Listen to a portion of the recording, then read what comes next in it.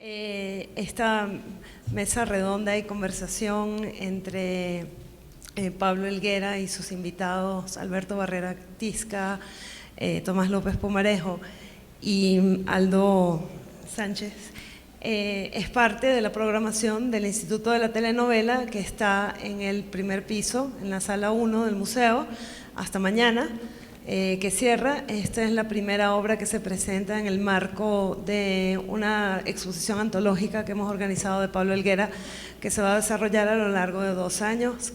Cada cierto tiempo se va a ir presentando un proyecto. Como son proyectos que tienen un componente expositivo y otro de performance, pues hemos decidido presentarlo así en el tiempo, en vez de concentradas todas las instalaciones y performances en una sola sala y en un solo momento.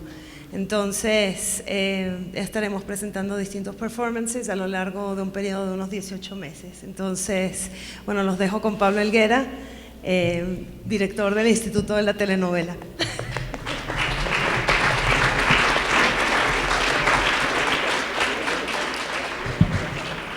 Gracias, Julieta, y gracias por estar aquí con nosotros. Es un honor para mí estar aquí con ustedes y tener la oportunidad, por primera vez, de presentar este proyecto del Instituto de la Telenovela en México. Quisiera agradecerle a Julieta González y a Itzel Rion, quienes ayudaron a conceptualizar y presentar esta exposición aquí en Jumex. Adrián Schalwick, que fue diseñador del proyecto conmigo, y así como nuestros ilustres presentadores esta tarde, Alberto Barrera Tisca, Tomás López Pumarejo, Aldo Sánchez y por supuesto Verónica Castro, que está con nosotros. Gracias.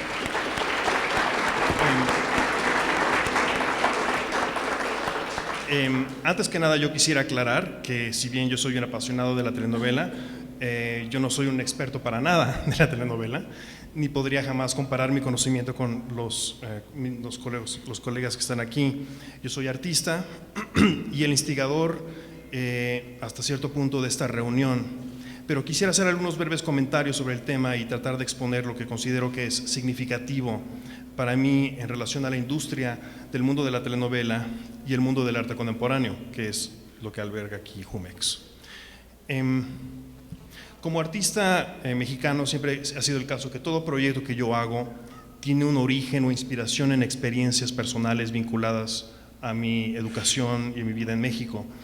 El Instituto de la Telenovela no es una excepción, pero por varias razones es un proyecto que nunca se presentó aquí. Es una situación extraña, dado que si bien el instituto se vincula a una historia directamente local, fue el contexto externo que la generó, el cual descubriré en un momento. También debo mencionar el tema de que pues soy un artista que vive fuera, en Estados Unidos, que por azares del destino la vida me ha jalado fuera. Y esa situación, para muchos de aquellos que vivimos fuera, provoca quizá una relación de reflexión sobre la realidad que se vive aquí, que nunca me ha dejado. Y para mí la telenovela se convirtió para mí en un modelo de esa relación a distancia que yo he tenido con México, como trataré de explicar. Mi obra se vincula con discusiones y problemáticas que son comunes del medio artístico en general, y en mi caso mi trabajo se centraba en esos momentos en torno a la crítica institucional, donde la museografía ocupaba un lugar preponderante, y por otra parte lo que en ese momento era la obsesión por los nuevos medios. Estoy hablando de a finales de los años 90. Como muchos saben, a finales de los 90 en México había un enorme empuje por artistas de mi generación por involucrarse con temas de índole cultural, sociológico. Pienso en proyectos como Ricas y Famosas de Daniela Rosell, la apropiación de la lucha libre de artistas como Carlos Amorales, etc. Y en México en esos momentos me parecía que había una fuente inagotable de ideas y de temas a los cuales responder. Por otra parte, como educador en museos, una profesión que he venido también desarrollando desde los años 90, yo me preguntaba acerca de la manera en que yo podía utilizar mi conocimiento como educador en la creación de una experiencia artística y cómo hacer para que las experiencias del público o las experiencias pedagógicas pudieran dar un conocimiento vivencial, no simplemente un ejercicio lúdico, simbólico. Me interesaba mucho las ideas de Paulo Freire, la pedagogía crítica y cosas así. Y estaba yo en el borde quizá de hacer mi primera obra de interacción social, que en inglés se llama Social Practice, y el Instituto de la Telenovela, en cierta manera, fue aquel primer intento. Pero bien, hablando del principio de cómo comenzó este proyecto, yo estaba en Europa del Este visitando a una novia en aquella época, hacia el año 2001, y encontré mucha gente que hablaba español. Estas personas habían aprendido español exclusivamente porque veían la televisión y las telenovelas mexicanas. Había revistas, todavía las hay, revistas como tipo Hola, donde se publican las vidas de los actores de diferentes telenovelas, y hay en general una gran reverencia y conocimiento de la telenovela en Europa del Este. Me di cuenta del gran fenómeno global que eran las telenovelas, algo en lo que yo realmente nunca había pensado antes de eso. Y el primer proyecto que hicimos fue en una pequeña galería en Eslovenia, en Ljubljana. Y estamos hablando de un momento después de la Guerra de los Balcanes, donde muchas de estas ciudades están tratando de encontrar cierta identidad, de saber quiénes son. Y en cierta manera las telenovelas se convirtieron en ese lugar como exótico, de escapismo, pero también como de aspiración de quiénes podrían ser. La primera presentación que hicimos del instituto se parece mucho a lo que verán ustedes arriba si visitan la exposición. Los colores inspirados en Barragán y Legorreta jamás se habían visto en esa parte del mundo, y les parecían completamente exóticos, ¿no? Claro, para nosotros es completamente distinto. A mí siempre me ha dado un poco de temor en caer en cierto tipo de romanticismos, en la nostalgia, pero a la vez la telenovela siempre me ha interesado como este tipo de forma de un género que promueve tipos de narrativas de tipo aspiracional para recobrar quizá algo que nosotros sentimos quizá intuitivamente que hemos perdido. Son historias de justicia a la que nos entregamos como televidentes, y esa distancia que existe, que puede ser territorial, puede ser geográfica, creo que también puede ser de tipo social, tipo económico, de sentirse desligado a una sociedad, sentirse separado, y esta posibilidad de reintegrarse, esta aspiración de la historia de tipo Cenicienta, de volverse a convertir en alguien valorado por su comunidad, creo que es algo que resonó muy fuerte en lugares como Rusia, Bulgaria, Turquía y muchos lugares. A pesar de las distancias, los vínculos con las historias son poderosos, y siempre he creído que es importante valorar la manera en que la narrativa de la telenovela, a través de la trama y la imagen, es capaz de capturar la imaginación de millones de televidentes a lo largo del mundo. Siempre cito este ejemplo de la telenovela, de la película The Mexican, reciente, con Brad Pitt y Julia Roberts, que son dos turistas norteamericanos que están en la frontera, en Tijuana, y se meten en toda clase de problemas, ¿no? Pero en algún momento de esa película, Julia Roberts está viendo la televisión y está viendo una telenovela y empieza a llorar, ¿no?, a mares, ¿no? Mientras que el personaje interpretado por Pitt dice: bueno, es que tú no entiendes ni una palabra de lo que están diciendo en la televisión, ¿por qué estás llorando?, ¿no? Y ella dice: pero es que las emociones son universales. Y sigue llorando. Esta universalidad es precisamente lo que ha inspirado este proyecto. Y yo les agradezco enormemente a los presentadores, así como a ustedes, por formar parte de esta conversación. Ahora bien, vamos a pasar a unas pequeñas presentaciones de nuestros expertos. Va a ser moderada esta conversación por Aldo Sánchez, quien nos va a introducir. Aldo Sánchez es licenciado en Ciencias Humanas por la Universidad Iberoamericana de Puebla y maestro en práctica curatorial por el California College of Art de San Francisco, en California. Él ocupó el cargo de coordinador de programas en el Instituto Cultural Mexicano de Nueva York del 2006 al 2011 y fue director de la White Gallery de Nueva York del 2012 al 2013. Y desde el mayo del 2013 es director de difusión y relaciones públicas en el Museo del Estanquillo de la colección de Carlos Monsiváis, en el centro. Actualmente imparte clases en el Diplomado de Gestión Cultural de la Escuela Nacional de Artes Plásticas de la UNAM y escribe un libro sobre la telenovela mexicana, sobre Los ricos también lloran y sus repercusiones en Rusia. ¿De manera que bienvenidos? Gracias, Aldo.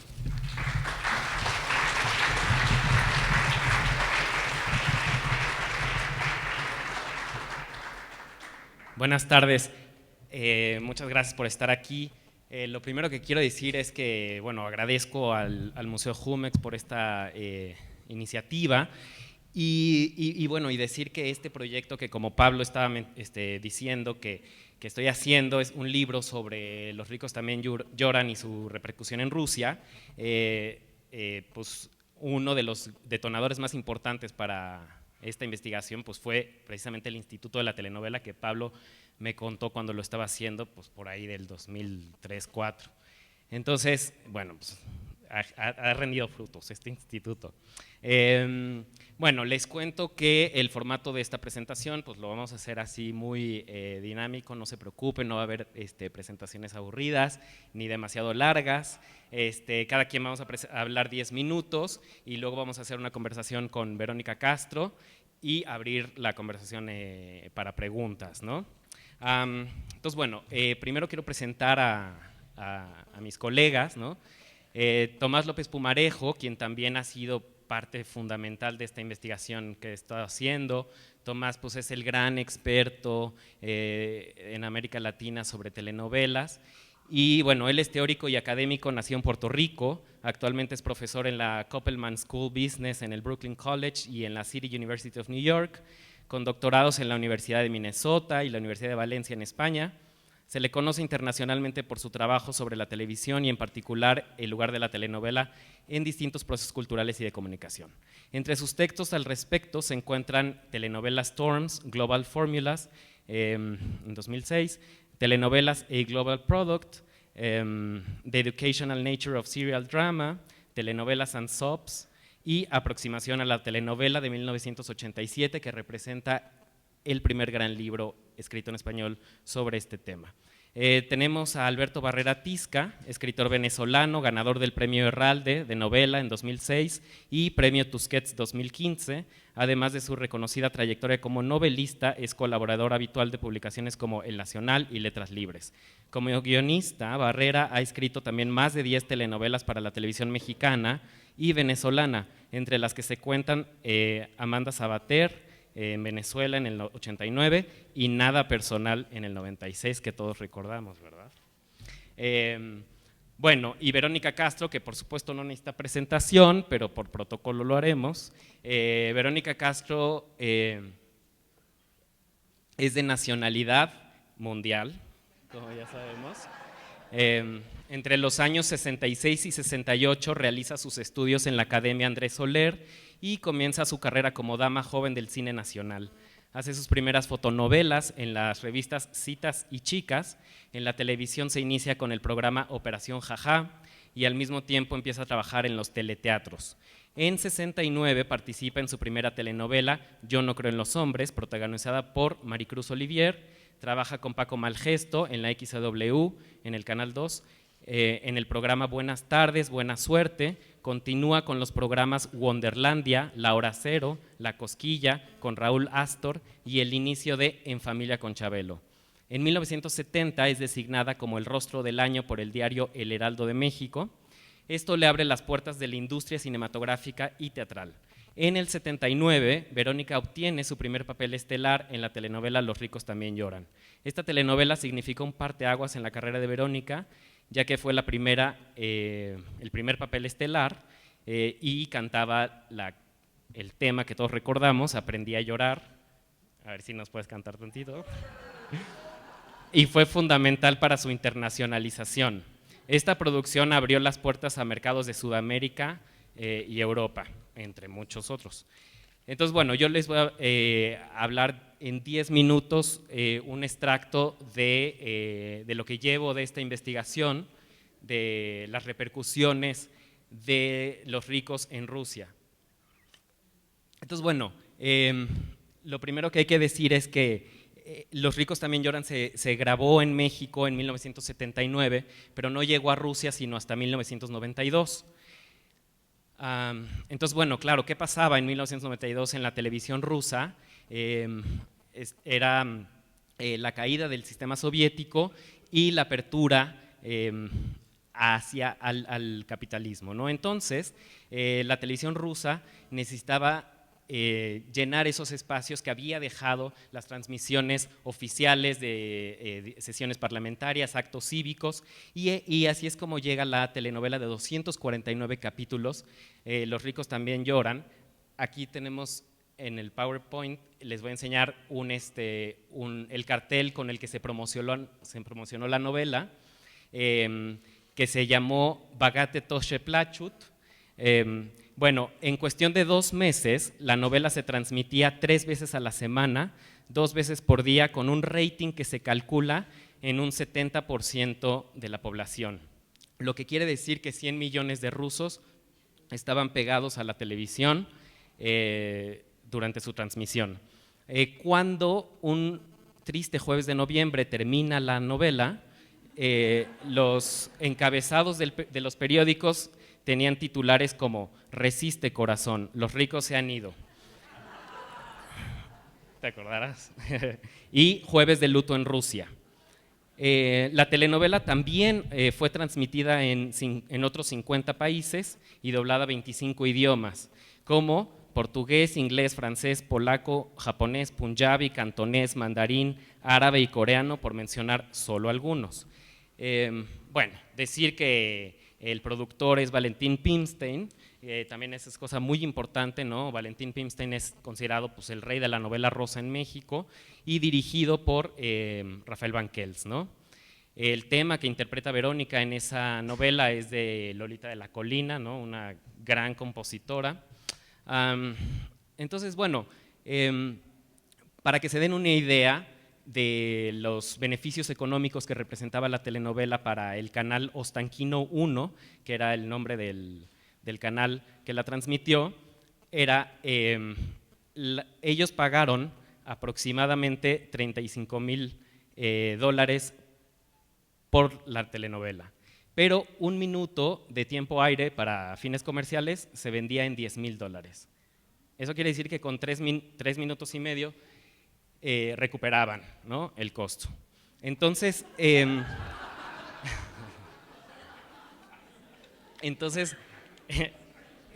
el canal ruso se da cuenta que Los ricos también lloran es la gallina de los huevos de oro, ¿no?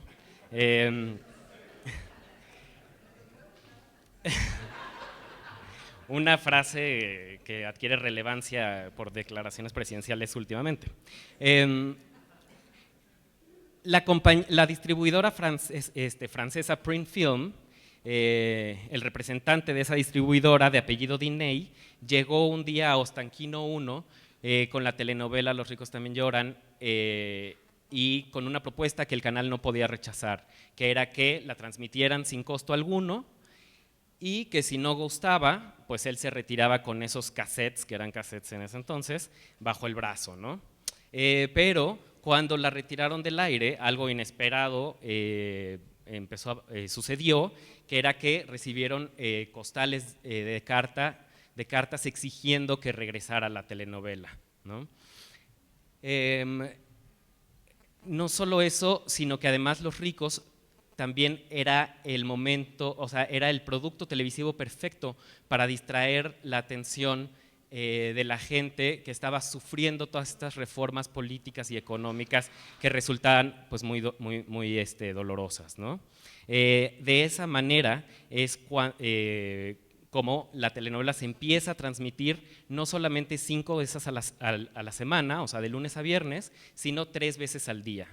Esto quiere decir que el estreno de la telenovela era a mediodía, en la mañana se pasaba el capítulo anterior, por si no lo habías visto, que sí lo habías visto, pero lo querías volver a ver, y en la tarde se repetía el del mediodía, ¿no? Entonces, bueno, Fedor Ratzakov cuenta en su artículo Brilliance and Poverty of Russian TV, cuenta el horario de transmisión se recorrió a petición de los campesinos para que no coincidiera con la hora de la ordeña. Cuando la villana principal, la malísima Esther, Rocío Banquels, muere en la telenovela, en un pueblo de Chechenia hicieron un servicio fúnebre con disparos al aire y fuegos artificiales. Lo que no quedaba claro es que si la gente celebraba o lamentaba la muerte. Ella era muy mala en la telenovela, por si no lo recuerdan. El periodista ruso Anatoly Berbin describe muy bien algunas de estas repercusiones en su artículo Millones de rusos atrapados por la telenovela mexicana. Y él dice que bueno, la gente estaba harta de la política, del alza de precios en productos de consumo básico y de esta incertidumbre política en general, ¿no? Sobre todo con estos estados declarados independientes, ¿no? Nacidos de lo que ellos llamaban las cenizas del Imperio Soviético. Entonces él cuenta, la maquinaria queda ociosa en los campos y las fábricas. Las tiendas se vacían de clientes y hasta los guardias del Kremlin se pegan a la televisión para ver la historia de una atormentada muchacha mexicana que lucha por su felicidad. Las cañerías de la ciudad de Perm revientan durante la transmisión de la novela, pues la presión se acumulaba en el sistema porque nadie usaba agua durante esa hora. En la ciudad siberiana de Kemerovo, los tenderos decían que las ventas se detenían durante la transmisión. En la época de siembra de primavera, los campesinos exigieron ser recogidos de los campos en camiones y llevados a sus casas para no perderse ni un capítulo. Berbin cierra esta serie de anécdotas con la de una pareja de ancianos que escribió al canal pidiendo que muestren más porque somos viejos y podríamos morir antes de que termine la telenovela. Y queremos saber el final. Para la mujer rusa resultaba fascinante ver otras mujeres como las de los personajes de la telenovela, como Mariana Villarreal, personajes femeninos que no lavan platos, que no tienden camas, que no trapean y que se dedican exclusivamente a la pasión y al amor, ¿no? La esposa de Rogelio Guerra, que también vivió muy de cerca pues este fenómeno con los viajes a Rusia, dice que el machismo de la sociedad rusa tuvo mucho que ver con el éxito de la novela, pues tanto hombres como mujeres no podían creer que existiera un personaje como Luis Alberto, Rogelio Guerra, ¿no? Que fuera todo un caballero capaz de sufrir por amor, ser cariñoso y luchar por ella, por Mariana Villarreal. Vieron un tipo de hombre que no existía en su imaginario, así que las mujeres enloquecieron.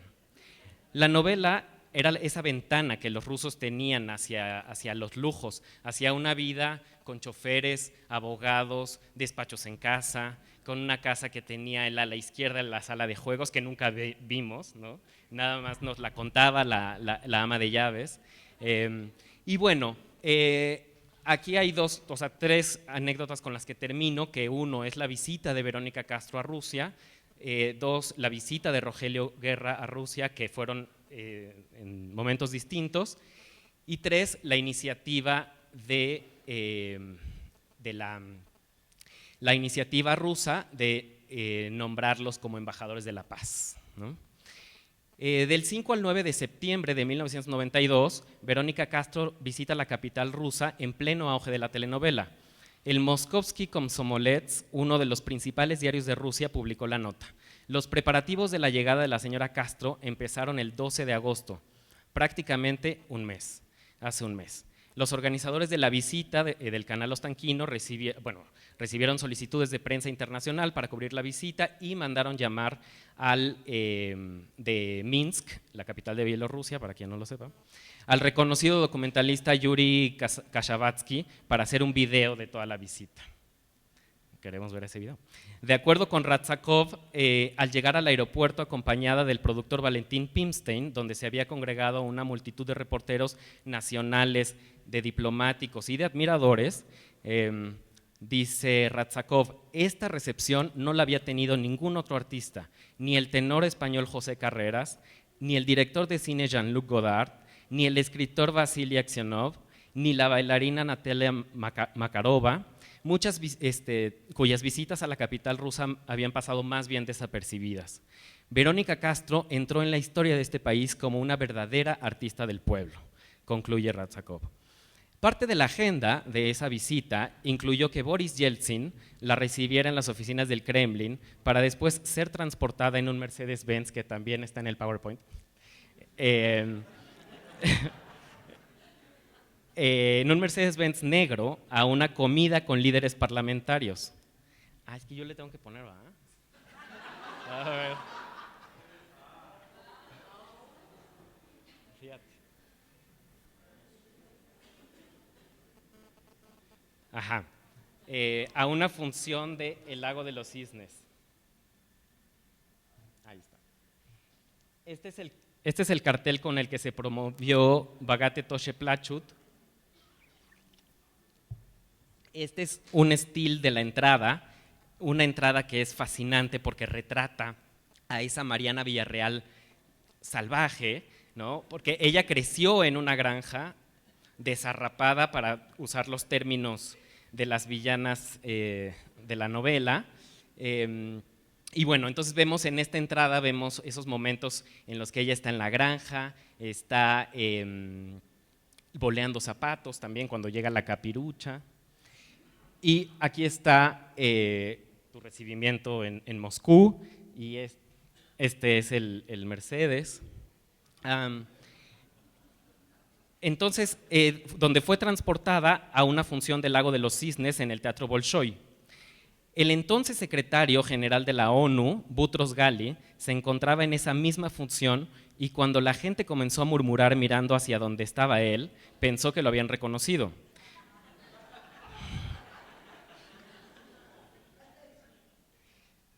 Bueno, esto ahorita les cuento. Sin embargo, era la actriz mexicana sentada en el palco de los Ares, a quien comenzaron a ovacionar de pie. Por otra parte, Rogelio Guerra llega a Moscú el 30 de diciembre del 92, ya que la telenovela había concluido, y con la propuesta de hacer una gira por diferentes teatros de Rusia para firmar autógrafos. Sin embargo, cuando llega, se encuentra con que la ciudad estaba sitiada y que había habido un intento de golpe de Estado, razón por la cual Boris Yeltsin no podía dar el saludo de Año Nuevo por televisión, cosa que se había instaurado en años recientes. Y le piden que él sea el que dé ese saludo de Año Nuevo en representación del presidente. Eso se lo dijeron de camino del aeropuerto a su hotel, y bueno, pues él lo tomó como una broma, ¿no? Sin embargo, al día siguiente pasaron por él para llevarlo a una gala con más o menos 1000 personas, que servía tanto un homenaje al actor como una fiesta de Año Nuevo. Había un grupo musical llamado Combinacia, por supuesto con K, que le cantó el tema Luis Alberto, escrita especialmente para él. El saludo de Año Nuevo lo dio en el escenario, y cuando lo transmitieron en televisión le pusieron la Plaza Roja de fondo. Se transmitió el 31 de diciembre y se repitió el 3 de enero. La gira incluyó ciudades como Moscú, San Petersburgo, Riga en Letonia, Ekaterimburgo, Voronezh, Perm, Novosibirsk y Sochi. En el periódico una nota comentaba: Rogelio Guerra vino a darle calor a un país que estaba lleno de frío. Y bueno, finalmente el tema de Rogelio Guerra y Verónica Castro como embajadores de la paz. Estas son algunas imágenes de la Biblioteca de Libros Antiguos en Moscú, donde encontré algunos de estos reportajes de la cobertura de la visita de Verónica. Esta es una persona que me ayudó muchísimo, porque claro, la comunicación es imposible, siendo que nadie habla inglés y menos español. Entonces, pero claro, mi gran medio de comunicación era mostrarles una foto de Verónica y Rogelio, de las que se hicieron promocionales, donde se les iluminaban los ojos y les cambiaba el día, de decir, claro, Verónica Castro y Luis Alberto, ¿no? Entonces, bueno, pero de estos, bueno, aquí estás en el Kremlin, y este es el que me interesaba, ¿no? Porque como claramente pueden leer, es personalidades destacadas de 1992. Entonces, bueno, ya pueden ver ahí a Gorbachov, de acá no veo, pero bueno, ahí está Verónica Castro y este es un close-up, ¿no? Bueno, en la visita de Rogelio Guerra a Rusia, el embajador de México le comentó que había intenciones de las autoridades de ese país para nombrarlos a él y a Verónica como embajadores de la paz, pues cuando se transmitía a los ricos había tregua en las zonas donde había conflictos bélicos, razón por la que se decidió que se pasara en 3 horarios. En la mañana se repetía el capítulo del día anterior, al mediodía, como les dije. Durante su visita a la ciudad de Sochi, la alcaldesa le reiteró que ella personalmente había sido la que gestionó, la que tomó esta iniciativa para ayudar a que se firmara la paz. Ella decía que si alguien podía lograr que se firmara la paz, eran ellos, ¿no? El embajador inició las gestiones con México para hacerlo de manera oficial, pero de acuerdo con Rogelio Guerra, aquí en México no se tomó en serio la iniciativa.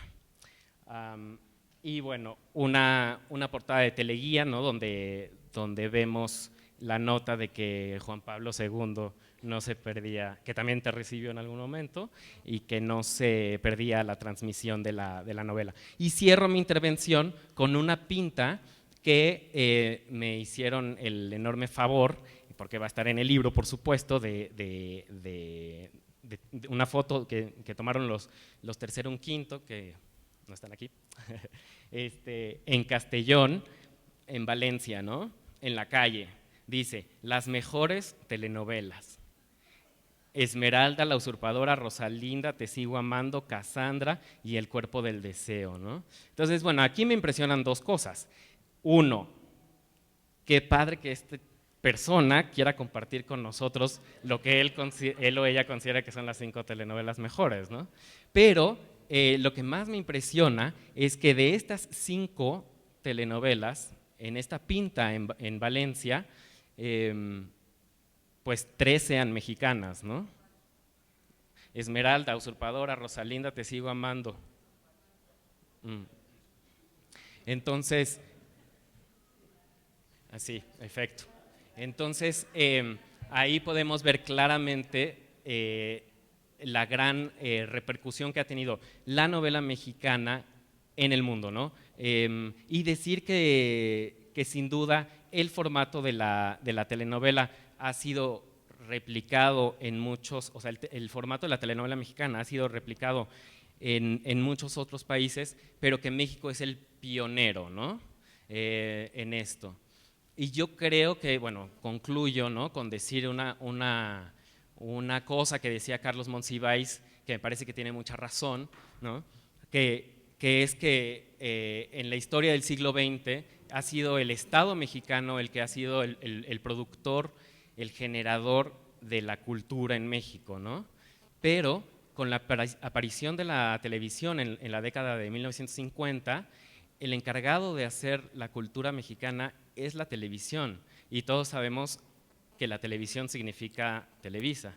Entonces, me parece una reflexión que hace Monsiváis muy atinada, muy descarnada, pero que pues no podemos tampoco debatir, ¿no? Bueno, y con eso concluyo y le doy la palabra a Tomás López Pumarejo. Alberto.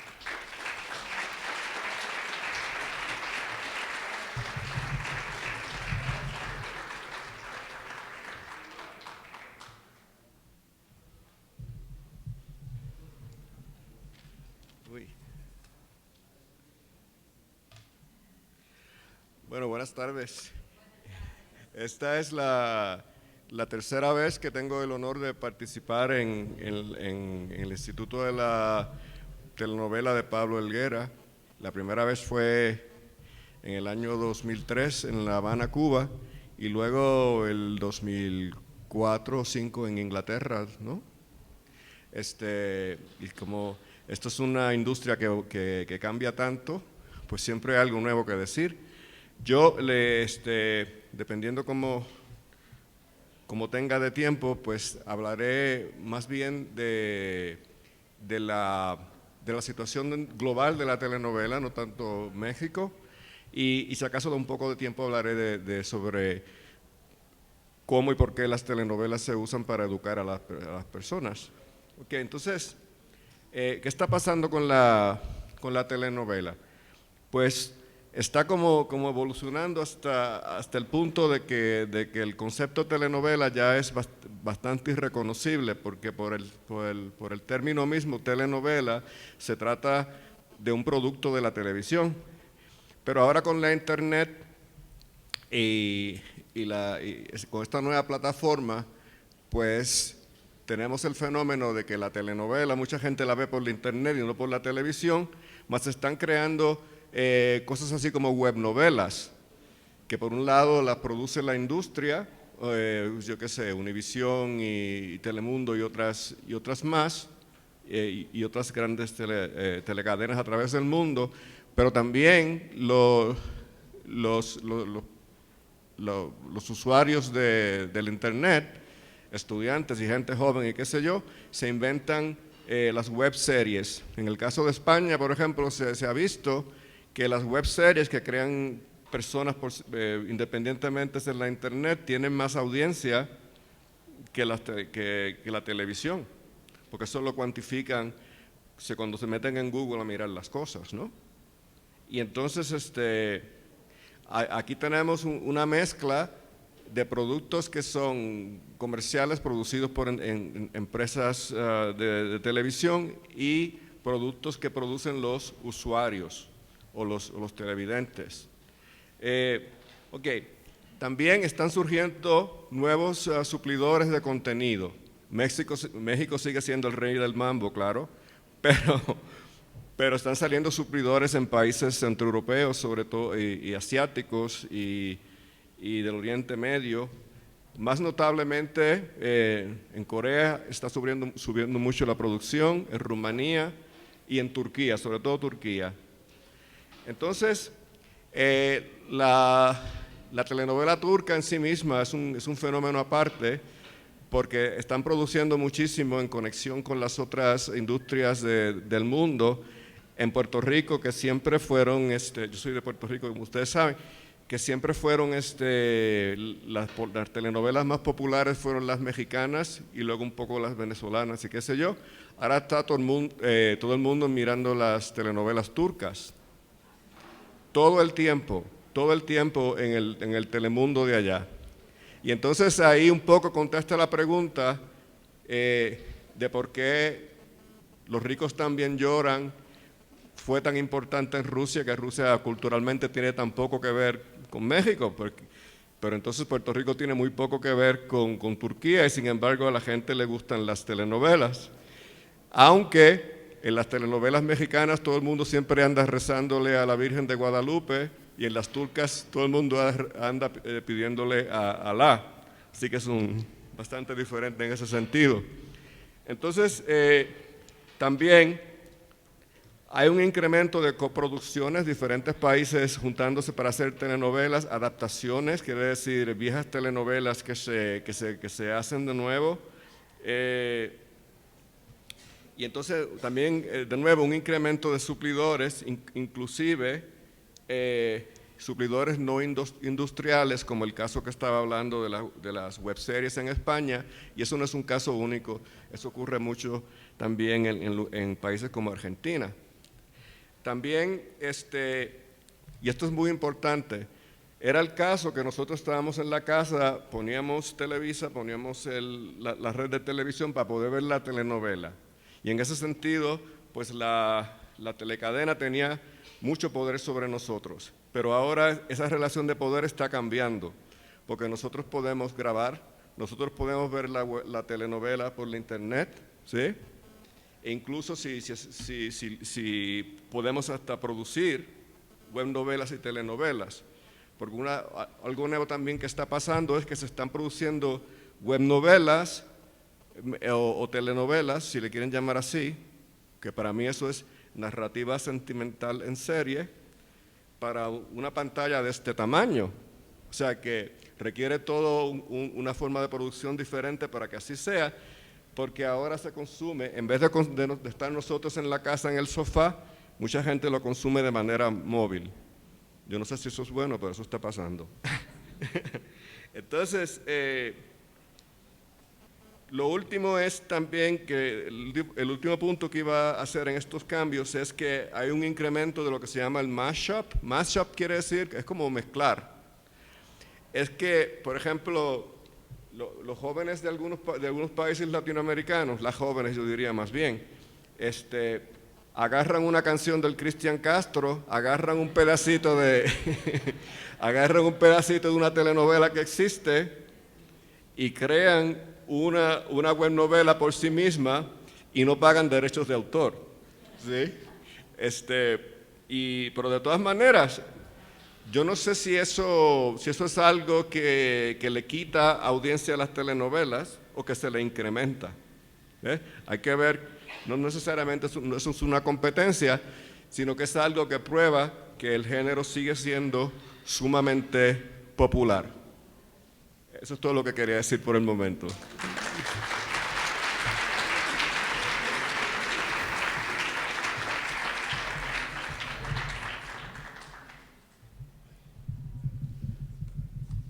Buenas tardes. Yo quiero agradecer al Museo Jumex la invitación, a Pablo. Yo voy a ser breve, tratar de ser breve, voy a hablar de lo que es un poco la telenovela como género, o la telenovela clásica como fue en esa época Los ricos también lloran. Ese modelo que, según decía Tomás, ya está en crisis, ya está cambiando, ya tiene otros formatos y otras plataformas. Pero esa telenovela clásica nos formó a muchos de nosotros. Hace años vi un documental que intentaba indagar cuál era la razón del enorme éxito que tenían las telenovelas. Se presentaban opiniones de académicos, de guionistas, de actrices, de semiólogos, expertos en la comunicación masiva. Pero la mejor respuesta la dio una señora que entrevistaron en la calle. ¿Por qué a usted le gustan ver telenovelas?, le preguntaron. Y ella respondió, porque se sufre mucho. Yo creo que nuestra relación con el sufrimiento puede ser un buen punto de partida para abordar este género. La telenovela retoma y expresa una de las certezas de nuestra identidad. Solo es real lo que se siente. Y en ese sentido, la mayor garantía del sentir, la más palpable y honesta consecuencia, es el sufrimiento. La lógica de la telenovela entonces supone siempre que el amor duele, que el sufrimiento purifica. Solo así la felicidad vale la pena. El amor debe padecerse, y si resulta una tortura, mucho mejor. Cuanto más extremo y más doloroso, más real y verdadero es el amor. Se trata de un deporte de alto riesgo, necesita probarse constantemente, solo se practica en los límites. En rigor, la telenovela no cuenta el amor, sino el espectáculo del amor. Es la crónica cotidiana de los sentimientos desbordados. Así, la intensidad se convierte en un método científico de evaluación de los afectos. El amor común y cotidiano resulta deshonesto, poca cosa. Una relación sin sangre, sin tragedia, no merece ser contada. Por eso toda telenovela es en el fondo un inventario inmenso de obstáculos. En el primer capítulo se conocen los protagonistas. En el último capítulo, irremediablemente, se casan. Antes aún de que comience la historia, ya toda la audiencia sabe cómo terminará, quiénes quedarán juntos y serán felices para siempre. No hay intriga. El desenlace argumental nunca es sorpresivo. ¿Cuál es entonces la función del relato? El único deber del escritor es ofrecer sufrimiento. Muchos y trepidantes sufrimientos. Posponer diariamente lo que ya todos sabemos que vendrá, la felicidad. El verdadero espectáculo está en esta postergación. La única sorpresa, lo único interesante, lo único que vale la pena ver, sucede en esa mitad, en la imaginación o a veces en la falta de imaginación que tienen los libretistas. José Ignacio Cabruja, un dramaturgo que renovó el género de los culebrones en Venezuela, decía que una telenovela es una buena noticia que recibe una mujer al final de la historia. Por fin te vas a casar. Pero para que esto ocurra, ella debe sufrir primero 200 malas noticias de diversa índole. Ella descubre que es adoptada. Ella es acusada injustamente y va a la cárcel. Ella le dona un riñón a su mejor amiga. Ella es traicionada por su mejor amiga que tras la convalecencia trata de robarle al hombre de su vida. El gozo auténtico está en el padecimiento, en acompañar a la María del cuento por este crucero de calamidades, en sufrir con ella. El llanto de la protagonista y de la audiencia es una evidencia ontológica, la prueba irrefutable de que las historias que se narran en la pantalla son verdaderas, están sacadas, como dicen las promociones, de la vida misma. Pero todos sabemos que la vida misma no suele ser tan excitante y tan acontecida como una telenovela. En la vida misma, por ejemplo, una sola persona no suele quedarse paralítica, amnésica y ciega en varias oportunidades de manera sucesiva en menos de 6 meses. En la vida misma, el primo de la hermana de un tío no suele ser casi siempre tu verdadero padre, quien, por cierto, estuvo preso unos años después de trabajar como contrabandista, pero antes de convertirse en sacerdote misionero. En la vida misma no suele haber tantas vírgenes. En la vida misma la gente por lo general tiene que trabajar. En la vida misma todos tenemos muchas otras obligaciones aparte de enamorarnos. Sin embargo, para la audiencia nada de esto interfiere en su consumo catártico de la telenovela. Para el público, lo que aparece en la pantalla es tan auténtico o más que su propia existencia. La aparente incoherencia o irrealidad de la historia puede ser, por el contrario, una muestra de contundente realismo. El sentido de la verdad y de la mentira en la telenovela solo está dado por su capacidad de conmover. Todo lo demás está puesto al servicio de esta continua epopeya de los latidos. Todo lo demás no importa demasiado. El sentido de lo verosímil es amplio y flexible, son las pasiones. Hace algunos años, en el trance de escribir para un proyecto que tenía bajo rating, el canal para el que yo trabajaba decidió que todo el equipo de escritores nos reuniéramos con un especialista. Era un asesor cubano con larga experiencia en radionovelas. Escuchó en silencio la historia, el momento dramático en el que andábamos, no parecía demasiado interesado en los detalles. Cuando terminamos de exponerle el caso, solo hizo 2 preguntas. La primera fue: ¿hay algún niño en la historia? Alguno de nosotros le dijo que sí, que la protagonista tenía un sobrino de 4 años y trató de contarle la trama de ese personaje. Pero el especialista no nos dio tiempo para abundar más. ¿Y para qué se tiene un niño en una telenovela?, preguntó. Todos nos miramos en silencio como si nos hubieran sorprendido de pronto en una falta. ¿Para qué se tiene un niño en una telenovela?, repitió. Otra vez nos quedamos en silencio hasta que él mismo se respondió: para que lo secuestren, coño, para que lo secuestren. Un buen escritor de telenovelas es en el fondo un experto en agravios. Necesita tener a la pareja durante casi toda la historia separada. Ese es su deber creativo, su desafío argumental.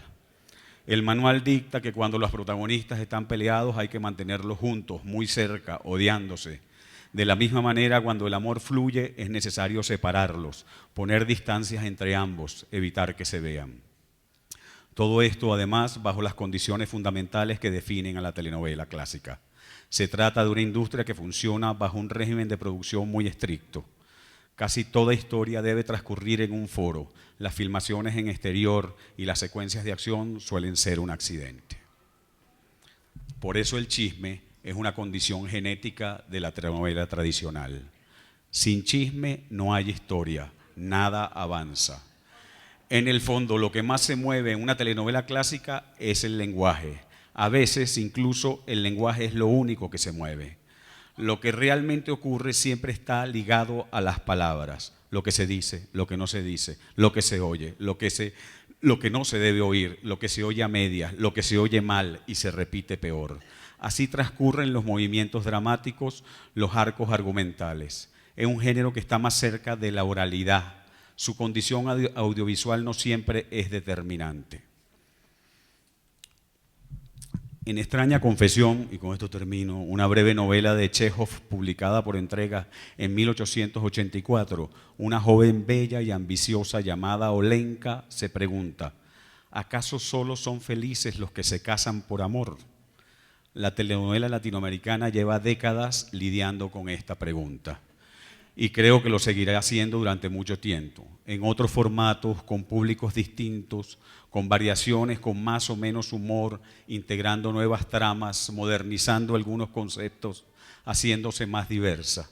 El melodrama no se acaba, solo se muda, se muta, se transforma, pero en el fondo su naturaleza sigue intacta. Para la telenovela, el sufrimiento es una forma de heroísmo. La cursilería es nuestra épica. El melodrama televisivo tiene aún un poder imbatible.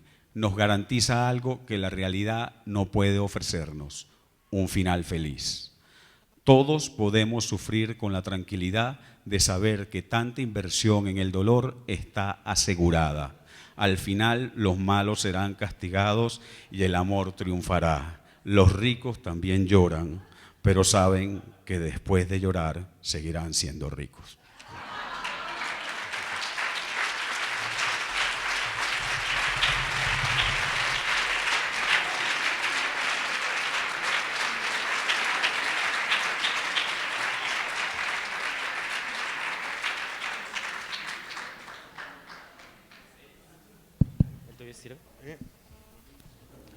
Bueno, muchísimas gracias. Qué comentarios más maravillosos.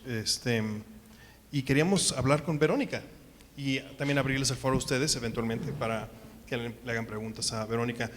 Claro, Verónica, uno de los temas centrales de este proyecto tiene que ver con los ricos, como hemos hablado, y este gran misterio que aún no entiendo yo es realmente qué fue aquello que motivó a los rusos, que apasionó tanto a los rusos en esta historia. ¿Qué fue aquello que crees que ha de haber existido en esa narrativa de la telenovela que los hizo responder tan fuertemente?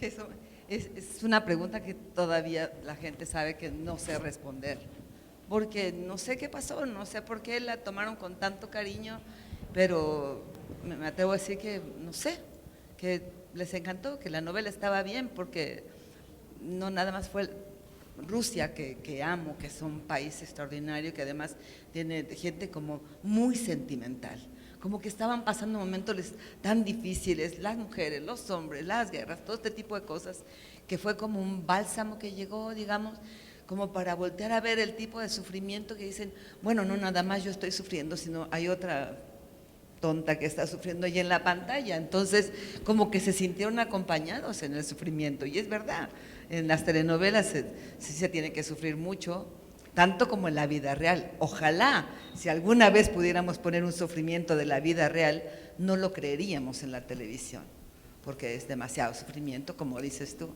nunca tenés un final feliz para la realidad, y para las telenovelas sí. Y en ese sentido, ¿cómo viviste tú esta producción de Los ricos también lloran tan de bajo costo, ¿no? Como lo que decíamos, las características que tuvo, ¿no? Que los actores llevaban su propio vestuario, que el escenario, la escenografía era muy elemental, ¿no? O sea, la mansión Salvatierra, que eso es una cosa interesante, porque la mansión Salvatierra solamente lo que conocemos es el lobby, el comedor, una de las recámaras y ya.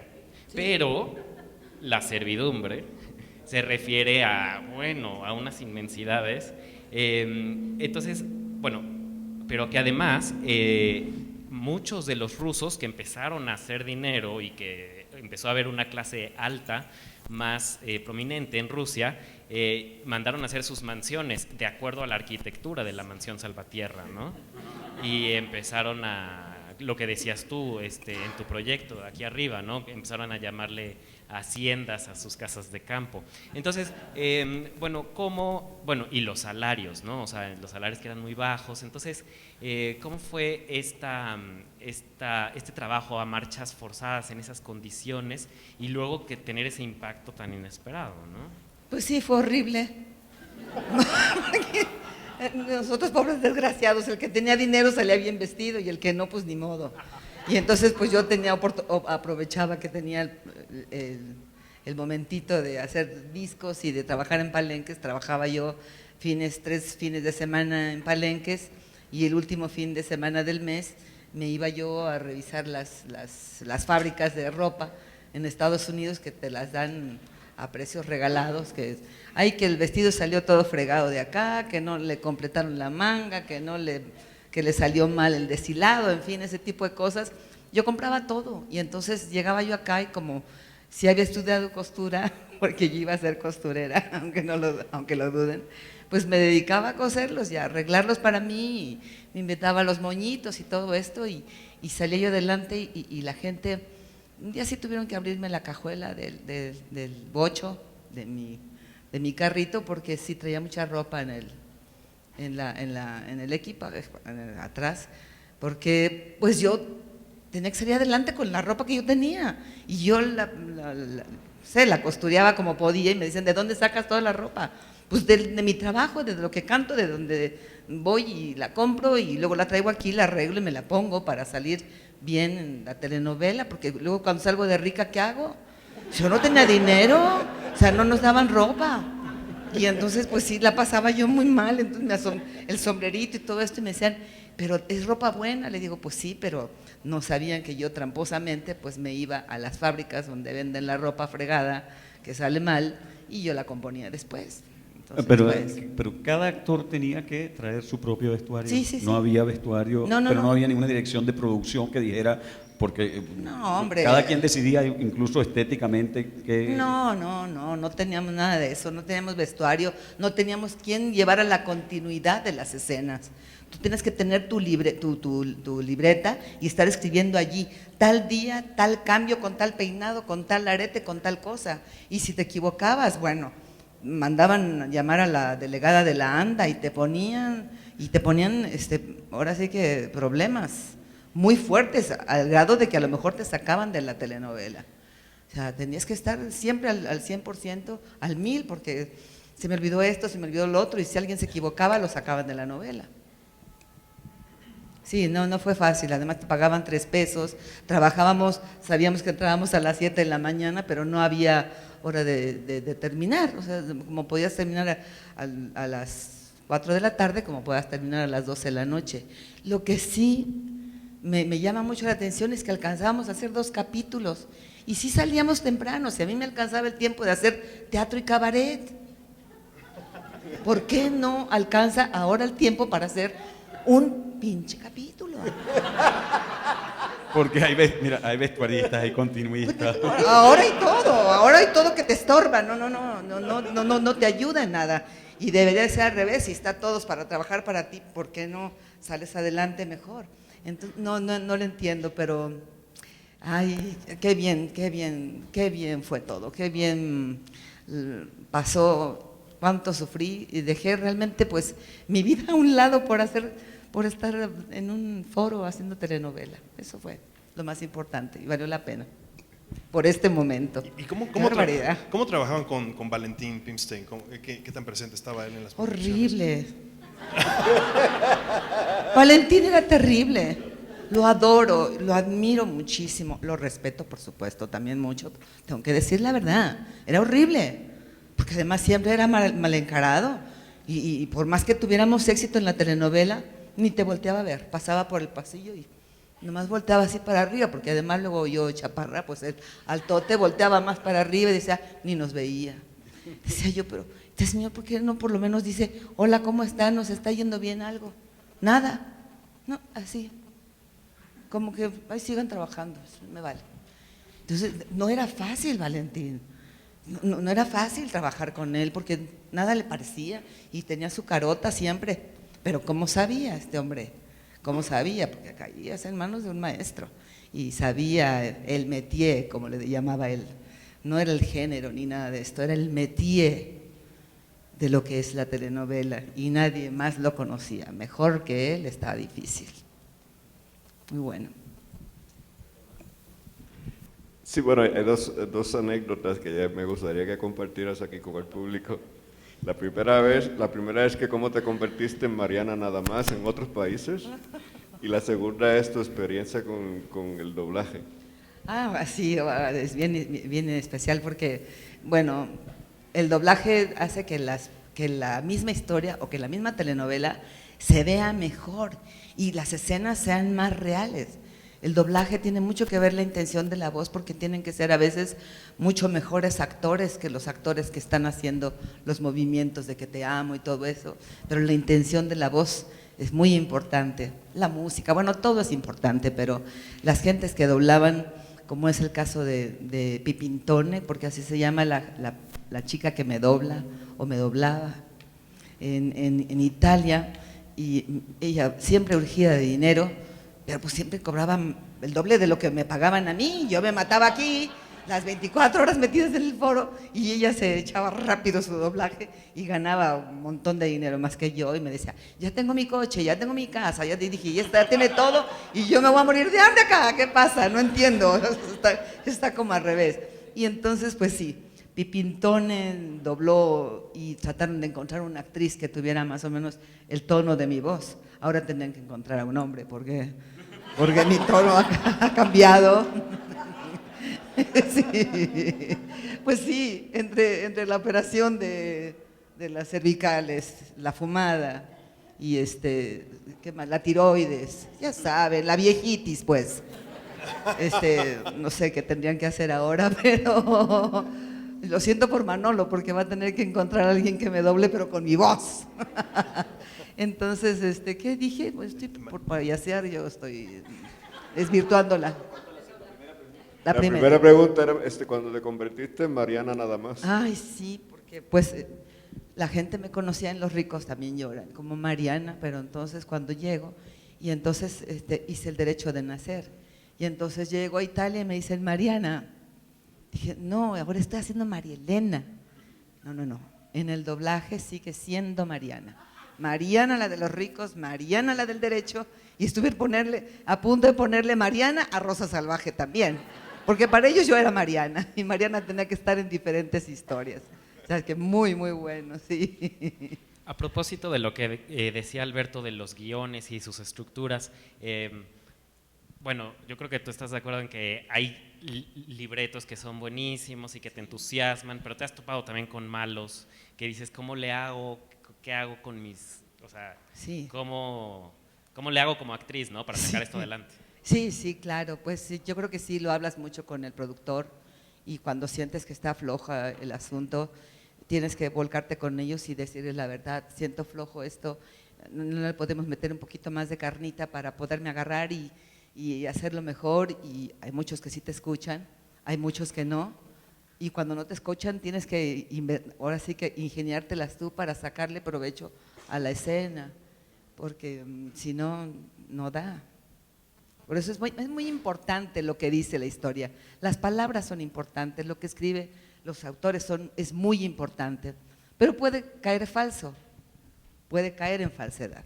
Si no va acompañado con la imagen, por eso funcionaba la televisión, la telenovela. Claro, pero ahora que dices eso, por ejemplo, en el caso de Los Ricos, que yo supongo que no trabajaban con chícharo, digamos. Con apuntador. Sí, claro. trabajaban. Sí. En ese tiempo ya trabajaban con apuntador. Sí, toda la vida, toda la vida. ¿Y hacían ensayos o no? Sí, Pues por supuesto. Trabajaban con el director. Había que montar, sí, había que ensayar, había que montar la escena. Por aquí caminas, por aquí entras, por aquí bajas. En este tiempo vas diciendo esto, aquí terminas, en fin. Sí, eran varias indicaciones, inclusive funcionaba muy bien y trabajábamos más rápido porque por el mismo apuntador, el director decía, un beso, por ejemplo, te estás tapando la cara, están apretando mucho la nariz en el beso, retírense un poco más, gírense un poco a la izquierda. Y entonces nosotros con cara de… Sin tanta pasión. Es la pasión, y de repente dices, ¿cómo que me gire para acá? ¿Cómo que me gire para allá? O sea, era importante, la luz les está dando, no les está dando, no te atravieses. Todas las indicaciones junto con el texto. Entonces sí había que estudiar y había que prepararse con el apuntador porque de repente te ponías loquita. Y tú notas cuando un actor estudió y se sabe su papel. Porque aunque le pongas el apuntador, no es un buen actor. ¿Por qué? Porque no estudió, no se la sabe. Y es un sugeridor de texto, no es realmente el texto completo, te sugiere lo que tú ya estudiaste y preparaste, si no, ¿cómo? Bueno, quería saber, ¿cuál es el papel más difícil que te ha tocado hacer en cualquier telenovela? Pues no creo que lo haya tenido todavía. Lo estoy esperando, estoy esperando hacer algo. Mira, me he quedado con ganas de hacer un personaje muy fuerte, porque realmente me gusta ser muy revolucionaria y ser una mujer muy fuerte, en serio. Como le estaba diciendo Aldo, extraño mucho a Carlos Fuentes, a Carlos Monsiváis, porque me soltaba mucha letra. Carlos Monsiváis me decía muchas cosas y me hubiera encantado, por ejemplo, hacer una historia que tiene una gente que yo admiro mucho, que se llama Elena Poniatowska, que ella escribió Tinísima, y es una historia que me hubiera gustado mucho realizar, porque es una mujer fuerte, revolucionaria, que anduvo por todos lados, que era realmente entrona, que sabía de todo, que era divertida, que era juguetona, y que así como la tiene tratada en la historia que escribe Elena Poniatowska, me hubiera encantado esa histórica, pero pues parece que ya se me fue el tiempo. A lo mejor la tercera parte, la última, cuando ya está vieja, esa la podríamos realizar. Pero la verdad, la telenovela sí es educativa, es la pregunta que me estaban haciendo allá arriba. Sí, de verdad educa, sí de verdad te enseña cosas padres, sí de verdad te ayuda a lo mejor a salirte un poquito de tus problemas para entrar en otros, estoy de acuerdo, pero sí te ayuda a resolver tus problemas, sí te ayuda a decir, no estoy sola en el sufrimiento, como dices tú, puro sufrimiento. Pues sí es cierto, lo que pasa es que ahora se pasaron de giro y ya no hacen telenovelas clásicas. La telenovela clásica tiene que tener de todo, ¿verdad? Amor, desamor, enfermedades, hijos, sufrimientos de ese tipo. Y también, ¿por qué no? O sea, un poco de droga, un poco de violencia, un poco de asesinatos, un poco de corrupción también, pero un poco. Pero se giraron a un grado máximo que ya la gente ya las va a escupir, y ya las escupió. Entonces ya se dieron cuenta de que abusaron. No se puede abusar de tanto amor o de tanto drama o de tanta droga o de tanto sexo, porque la gente se harta y tienen toda la razón. Hay que ponerle de todo para que tenga sabor la novela. Bueno, y además lo que mencionabas de Manolo, que próximamente veremos a Verónica en Netflix. Así que Manolo. Vamos a abrir a preguntas. Si alguien quiere preguntar algo pues a nosotros no, pero a Verónica sí. No, ustedes, pues ustedes son los que han estudiado lo que es la telenovela. Tenemos un micrófono aquí disponible para quien quiera hacer una pregunta. Ay, mucho gusto, soy la doctora Adriana Hernández de Lagos, soy miembro de la Academia Nacional de Historia. Primero quería felicitarlos, es la primera vez en 40 años que tengo el honor de estar ante la señora Verónica Castro. Para mí es realmente un ícono de la telenovela mexicana y a nivel global.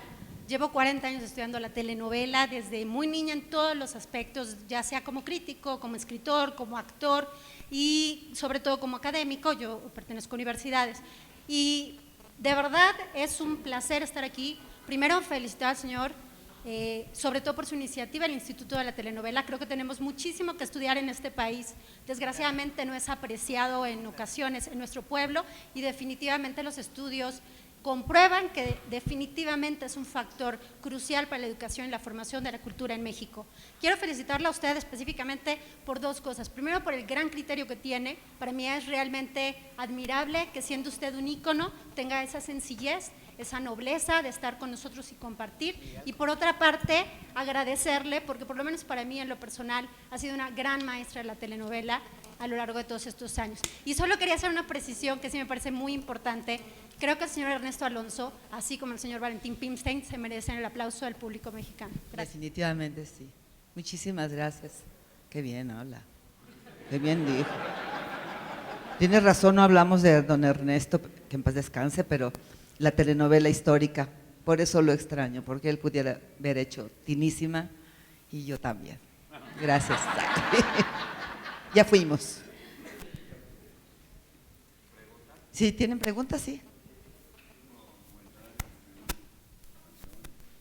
Sí, cántenos una canción. Hola, muy buenas tardes, soy Lorena Martínez.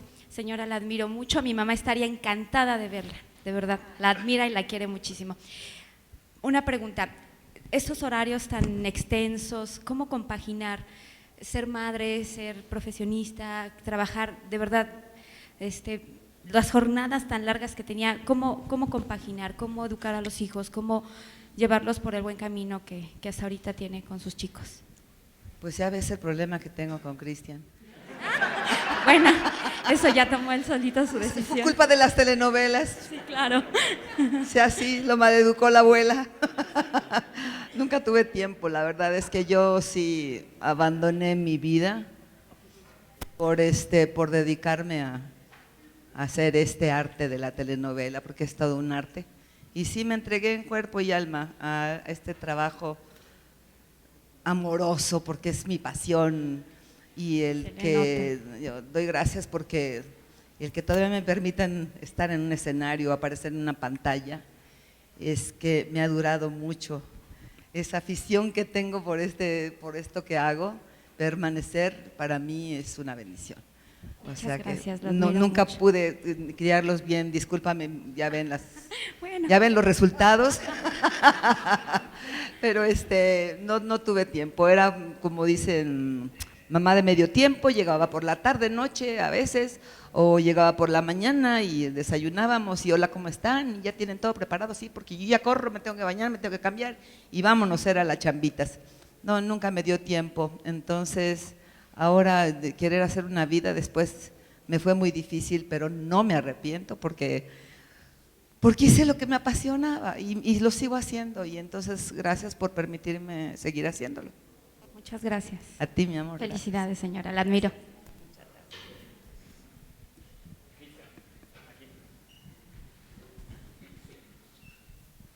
Hola, buenas tardes. Bueno, son dos preguntas. La primera para los panelistas es, en general, la televisión hasta hace poco también ha sido vista como un arte menor, ¿no? En las escuelas de comunicación, en la industria, es como algo en lo que a veces la gente no quiere estar involucrada. No comparto esa posición, pero así es como muchas veces se ve desde la parte de la formación de profesionales de la comunicación, del entretenimiento, de las artes audiovisuales, ¿no? La telenovela está condenada, es una pregunta, como para detonar la discusión, ¿está condenada a ser una pieza de arte popular, de la cultura mediática, o llegará el momento en el cual, o qué tendrá que pasar para que se reivindique la telenovela como un género distinto a una serie, o como un género único y como tú decías que surgió aquí en México, ¿no? Esos dos puntos. Y la segunda pregunta es para Verónica Castro, es si a la audiencia nos enseñan las telenovelas, ¿a ti qué te ha enseñado trabajar en las telenovelas?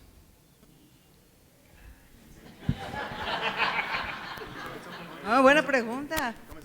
Sí, comenzamos. Sí, tienes toda la razón, me enseñó muchas cosas.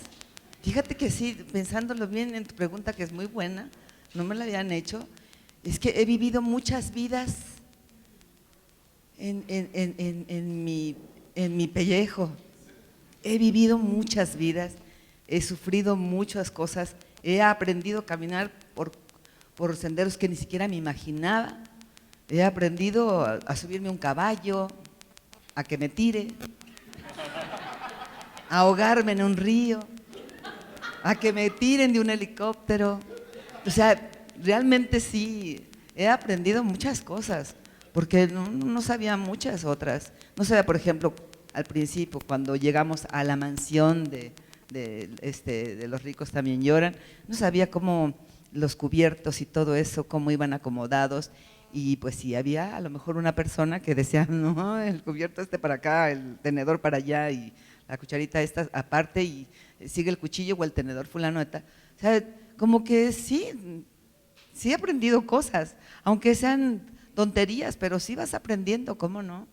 Luego después aprendes que cuando empiezas a viajar y tienes la oportunidad de ver las reacciones del público, de los diferentes públicos, pues también aprendes muchas cosas de ellos. Y sí, me gusta mucho siempre ir a tocar puertas, por ejemplo, llegas y te reciben, no sé, en los palacios y todo eso en Rusia, pero yo pedí estar con otro tipo de gente porque pues no me voy a llevar nada más la idea de que hay palacios y hay joyas divinas y los vestuarios y de los ares y todo esto, no. Yo quería algo más normal, más a lo mejor a clase media, para poder saber a dónde llegaba la novela. Y después también quise irme un poquito más al fondo y aprender las culturas, porque si no tientas hasta arriba y no tientas hasta abajo, pues no te das cuenta de qué tamaño es la figura. Y así me dio oportunidad de conocer, de aprender, de saber. Y sí, la novela sí me ha dejado mucha enseñanza de muchas cosas, conocer muchos públicos, darle vuelta al mundo. Ha sido muy, muy lindo, muy interesante. Gracias. Gracias. En relación a tu primera pregunta, que es muy buena pregunta también, solo quería mencionar, yo cuando comencé a trabajar en el tema de la telenovela desde el mundo del arte, yo tengo muchos amigos artistas y también escritores que se burlaron de mí. No, les parecía como absurdo que yo pues me vinculara o empezara a trabajar en el tema de la telenovela, que efectivamente les parecía un arte menor, que les parecía algo que es populista, que era para el pueblo, que no era de interés para el gran arte, ¿no? Y en cierta manera eso me incentivó aún más para realmente tratar de mostrar que la telenovela en sí es un género muy complejo, ¿no? que requiere de grandes artistas, de grandes escritores, de gente que entiende muy bien lo que es la psicología de un montón de gentes para contar una historia de manera que te pegue, ¿no? Y a mí siempre me ha fascinado el tema de la viralidad, ¿no? O sea, ¿por qué millones y millones de personas nos pegamos a YouTube a ver un video de un perro, de un gato, de un bebé que se cae? Completamente absurdo. ¿Qué es lo que genera que genere millones y millones de vistas mientras que dos personas vayan a ver una exposición, un cuadro, ¿no? Entonces hay algo ahí, hay algo en nuestro quizá, no sé, una mente colectiva, ¿no? que genera esas respuestas, ¿no? Y a mí siempre me ha interesado como algo de lo que desde el arte podemos aprender, es la manera en que la televisión nos narra historias, nos fabrica, nos genera escenarios que nos pueden pegar sentimentalmente, emocionalmente. Eso siempre me ha interesado. Yo quisiera añadir que funciona eso, okay. Yo quisiera añadir que la telenovela, lo que preguntaste, que si continuará siendo un género menor en oposición al cine, qué sé yo. Eso depende del país y depende de la época.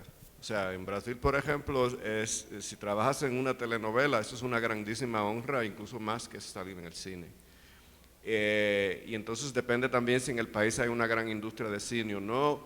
Entonces, por otra parte, la telenovela en sí mismo es un género absolutamente flexible. Digamos que en un extremo está la telenovela rosa y en otro extremo está la telenovela real. Y como decía Verónica, podemos tener el romance y ponerle un poquito de droga por ahí.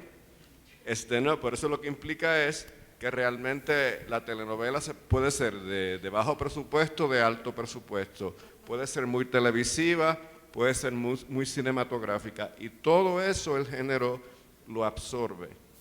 Así que es un género de muchísimo potencial. Con la situación que acabo de describir hace poco, pues no sé qué pasará, ¿no?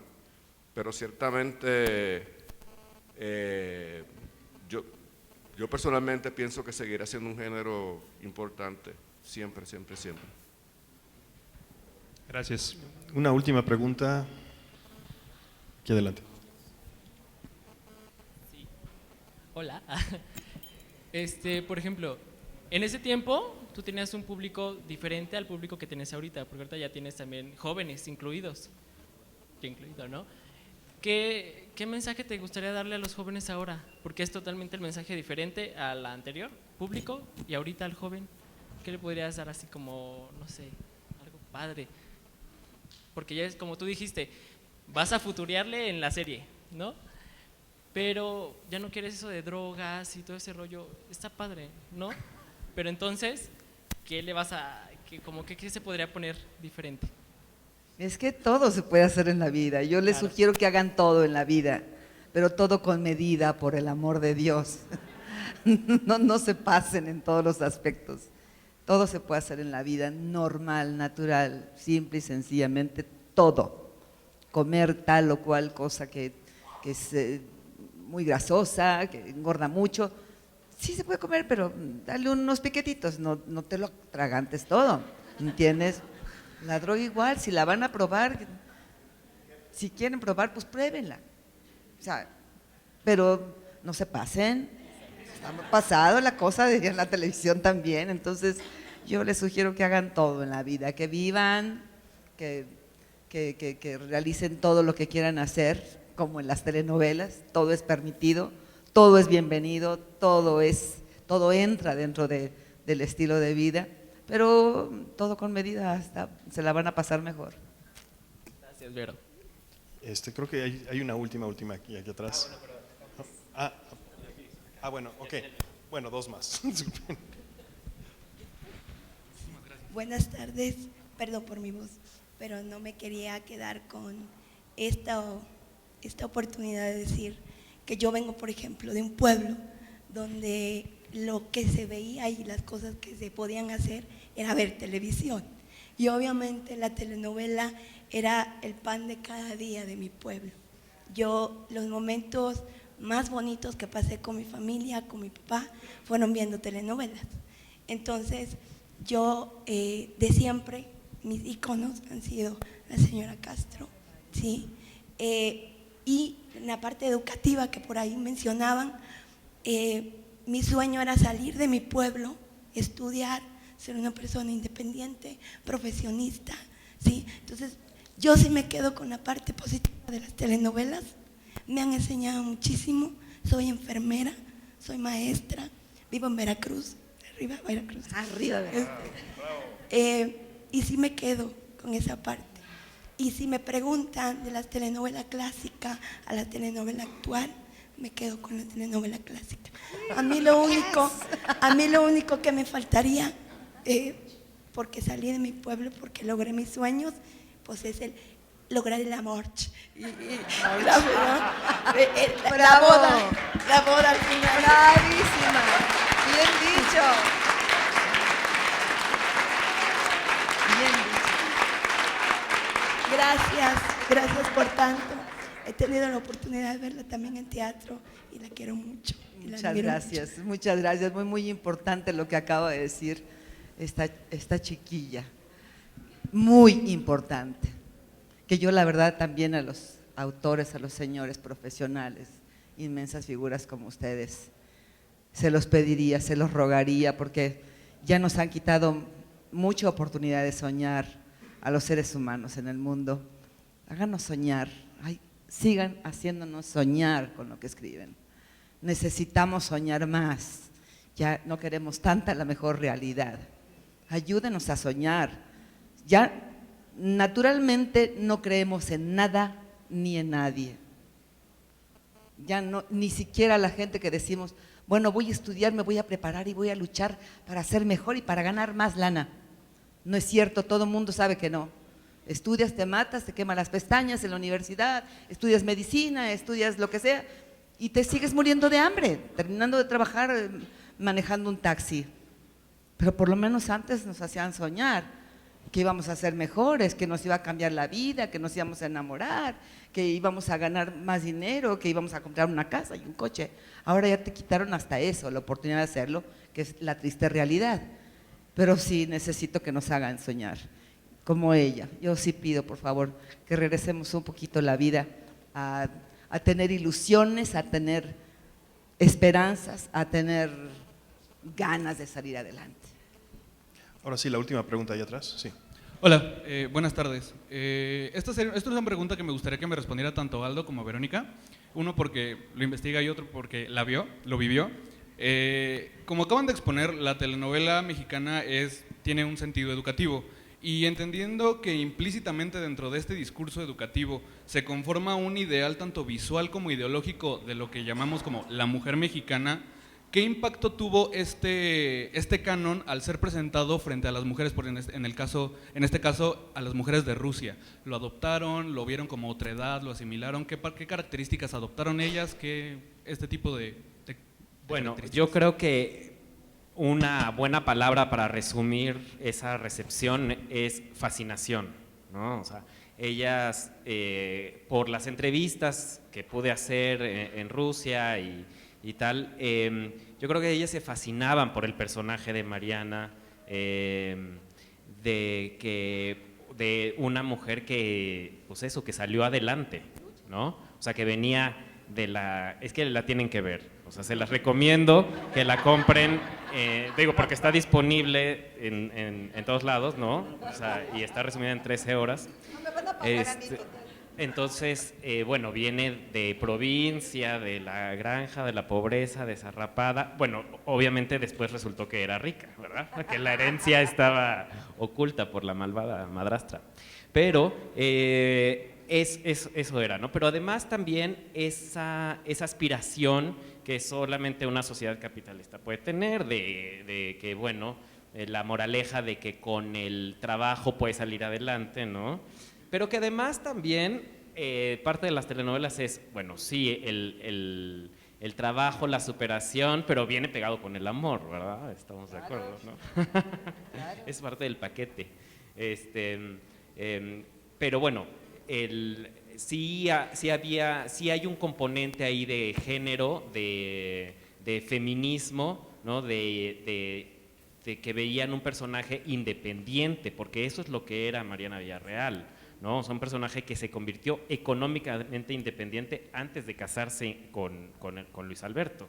Entonces, todo eso pues, era bastante revolucionario, que es una palabra complicada para la Unión Soviética, ¿verdad?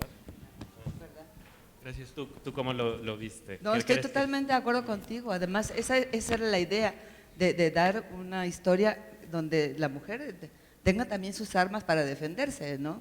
Y a mí me encantó siempre los personajes que hice fueron en salir adelante la mujer, en tirar para adelante, el no dejarse pisotear, el no dejarse manosear, el que no dejarte que te falten al respeto como le están faltando ahora al respeto a las chiquillas en la calle. Jamás habrán visto una falta de respeto para una muchacha dentro de la telenovela que me lo hicieran a mí, porque siempre saltaba. Por eso siempre me siento orgullosa de lo que he hecho, porque no permitíamos eso, no se permite. Efectivamente, que es algo que hace Mariana Villarreal en Los Ricos y que hace Rosa Salvaje. No se debe permitir. No, o sea, a ver, la están tratando de humillar y ella es la que reacciona y dice, no, a mí tú no me vas a humillar. Así es. ¿No? Entonces, bueno, también hay es eso, una independencia económica, no depende necesariamente de la figura masculina, ¿no? Me parece una postura también bastante feminista en ese sentido, ¿no? Y son personajes combativos. Claro, claro, me encantan. Digo, son los que más me gustan. Y además de todo, como dices tú, sí, siempre terminan en, ay, que si son muy pobres, si sufren mucho, termina todo bien. Bueno, es el clásico Pigmalión.